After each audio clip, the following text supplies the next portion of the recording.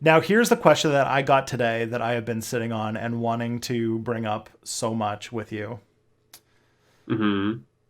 If Paramount sent you a letter requesting you to direct the Deep Space Nine movie, what would it be about? Do you have a good answer? I'm gonna have to think about this. See, here's the thing: Deep Space Nine was such a perfect TV show that it even ended perfectly. Um, I can't even think of like a open thread that you could go with. And you also have to factor that there are now like dead cast members. Like you have to, like, in many ways, like if you were to have a thing that came back, it'd probably have to have Odo come back, but you can't do that because he's dead.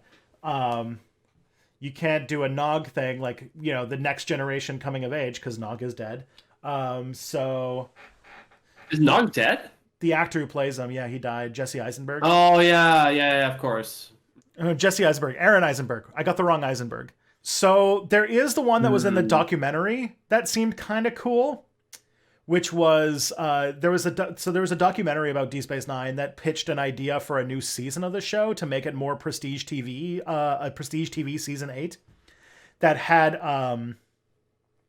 essentially it had Kira secretly like converting like Jem'Hadar like into the Bajoran religion, and she was doing this in secret without the Federation knowing about it. And this sort of thing was like causing tension between the two. So like Kira, who's become like a Vedic or something like that, and the head of D Space Nine, is like kind of building a new Bajoran, like a new like basically doing a cultural imperialism in the Gamma Quadrant without the Federation knowing about it. That's dope as shit. I honestly think that I would have to, because I couldn't. It couldn't. I think it would have to be set like somewhere in like season three. Like I would have to make something that's like it doesn't add to the canon, but rather just like occurs concurrently. I'm thinking like a buddy cop thing with like Quark and Odo. Like if somehow this could happen, if I had completely free reign of making a Deep Space Nine movie, that is what I would make, probably. Yeah, that'd be good. Like a But I cat, don't like think I a cat and could. mouse thing. The only reason that I would It would like, be great. yeah, the only reason that my idea that I had any like for it is the fact that like one of the central pillars of Deep Space Nine that is like any sort of theme that was never super resolved because was like the was like Bajor and what happens with Bajor and the Federation vis-a-vis their religious beliefs, because that was sort of like a Mm. pillar of conflict that was never like very satisfying resolved. Um, and so the idea of like the Bajorans trying to spread their religion would be a thing that the Federation would be against. And then yeah, how does the Dominion deal with The- that? the- And See, that would be an interesting like movie from a like dramatic from a dramatic perspective, but I really don't think that I could. Like I don't really see like a Deep Space Nine movie having being anything other than a comedy.